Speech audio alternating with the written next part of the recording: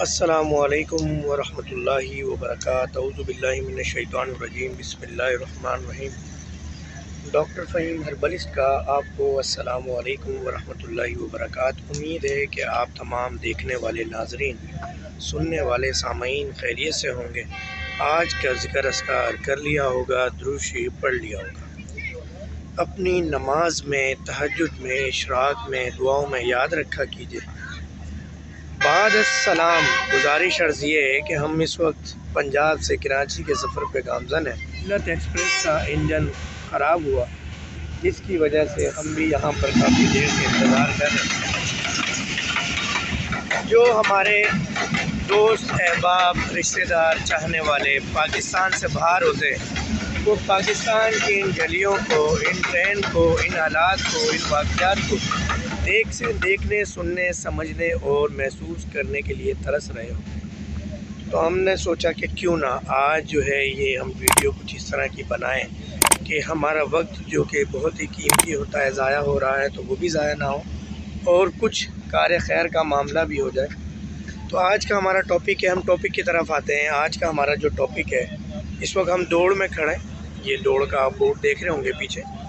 تو آج کے ہم ٹاپک کی طرف آ جاتے ہیں۔ آج کا ہمارا جو ٹاپک ہے وہ ٹاپک ہے کہ زخم، جس کو ہم گینگرین بھی کہتے ہیں، جس کو ہم فوٹ السر بھی کہتے ہیں، فوٹ گینگرین بھی کہتے ہیں، یا فوٹ کے علاوہ ڈائبٹک فوٹ کے علاوہ باڈی کے دیگر حصوں میں بھی کچھ ایسے زخم ہو جاتے ہیں جو خاص طور پہ ڈائبٹک پیشنٹ کو ہو رہے ہوتے ہیں، جو کہ ٹھیک ہونا بڑا ہی مشکل ہوتا ہے، اور اس کے لیے بہت سارے اینٹی بائیوٹکس کا استعمال کیا جاتا ہے، جس میں 4 جنریشن آف اینٹی بائیوٹک، سیفاپیرازون، سلبیکٹم کا نام بہت ہی زور و شور سے لیا جاتا ہے، جو کہ ڈائریکٹ نہیں لگتا۔ اس کے لیے 100 ml نارمل سلائن کا استعمال کیا جاتا ہے۔ اس کے علاوہ بہت زیادہ ہیوی ڈوز اور different antibiotic 3rd generation کی بھی دی جاتی ہے۔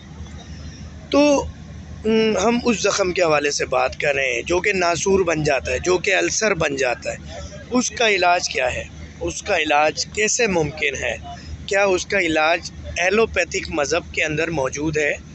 مذہب ایلوپیتھی کے اندر موجود ہے۔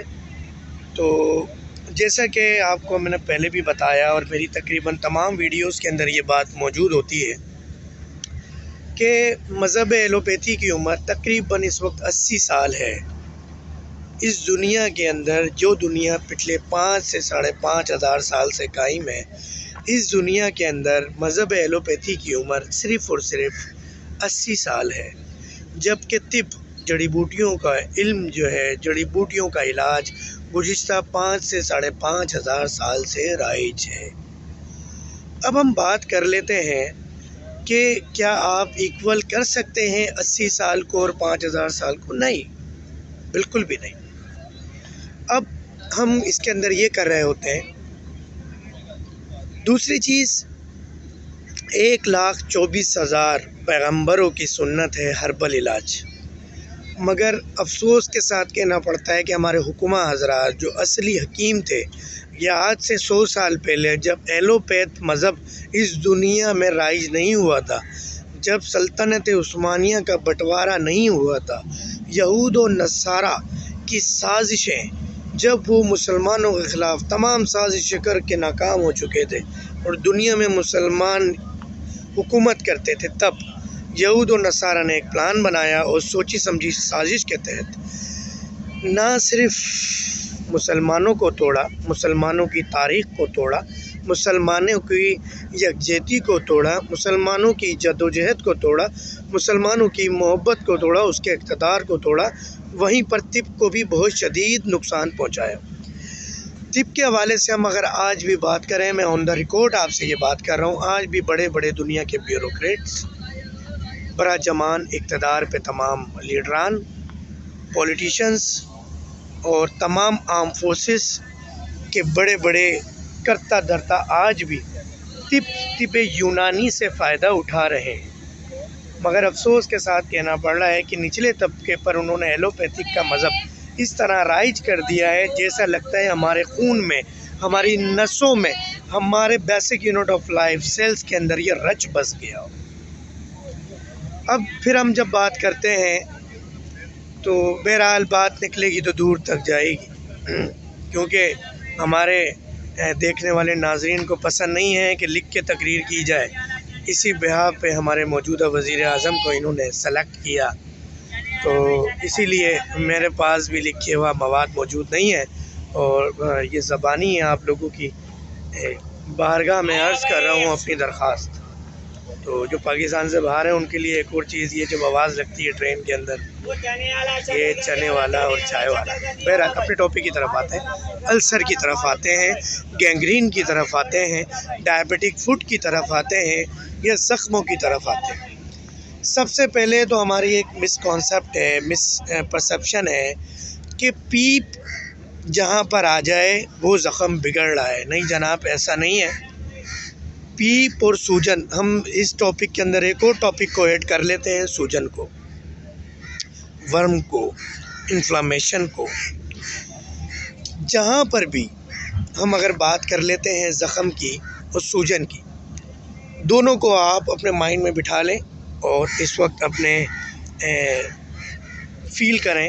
کبھی آپ نے زخم دیکھا ہو، سوجن دیکھی ہو، جب تک کسی زخم پہ پیپ نہیں آئے گی وہ زخم نہیں بھرے گا، کیونکہ آپ کے ٹیشوز کو ریفارمنگ کے لیے وہاں پہ اللہ جی کی طرف سے پیپ بھیجی جاتی ہے۔ کلیئر ہو گیا؟ جب پیپ آئے گی، یہی وجہ ہے کہ ہومیو اور ہربل کے اندر پیپ کو ختم کرنے کی ادویات نہیں ہیں، مگر ایک ادویات جو آج کل کچھ ہومیوپیتھ ڈاکٹرز دے رہے ہیں، میری نظر میں غلط ہے، ان کا اپنا پوائنٹ آف ویو ہے۔ سلیشیا کو پیپ ختم کرنے کی دوا کہا جاتا ہے۔ تو بات یہ ہے کہ زخم کے پیپ کو ہم نے ختم نہیں کرنا۔ دوسرا، ڈائبٹک فوڈ کا جو پیشنٹ ہوتا ہے، خاص طور پر ڈائبٹک فوڈ کا پیشنٹ، اس کا سینٹرل نروس سسٹم میسنجر کام نہیں کر رہے ہوتے اور اس کو کوئی بھی سنسیشن، نمنس، ٹنگلنگ، برننگ نہیں ہو رہی ہوتی، کوئی جلن نہیں محسوس ہوتی، کوئی درد محسوس نہیں ہوتا۔ اب جب ہم اس کا علاج کر رہے ہوتے ہیں تو اس کو درد شروع ہوتا ہے۔ جب اس کو درد شروع ہوتا ہے تو وہ پریشان ہو جاتا ہے کہ پہلے تو میرے درد نہیں تھا ڈاکٹر صاحب، درد شروع ہو گیا۔ میرے بھائی، درد اللہ تعالیٰ کی نعمت ہے، میری ویڈیوز موجود ہے۔ درد اللہ تعالیٰ کی نعمت ہے، یہ سنسیشن اللہ تعالیٰ کی نعمت ہے۔ یہ موجودگی کا احساس ہے کہ وہ جسم کا حصہ جو پہلے اس زخم کی وجہ سے آپ سے الگ ہو گیا تھا، آپ کا وہ ٹکڑا آپ کے جسم سے الگ ہو گیا تھا۔ آپ نے دیکھا ہوگا دنیا کے اندر جب بھی جنگیں ہوتی ہیں تو شہروں کا رابطہ منقطع کر دیا جاتا ہے ملک سے، تاکہ وہاں کمک نہیں پہنچ سکے، تاکہ وہاں پر اسلحہ نہیں پہنچ سکے، وہاں پہ غذا نہیں پہنچ سکے، وہاں پانی نہیں پہنچ سکے۔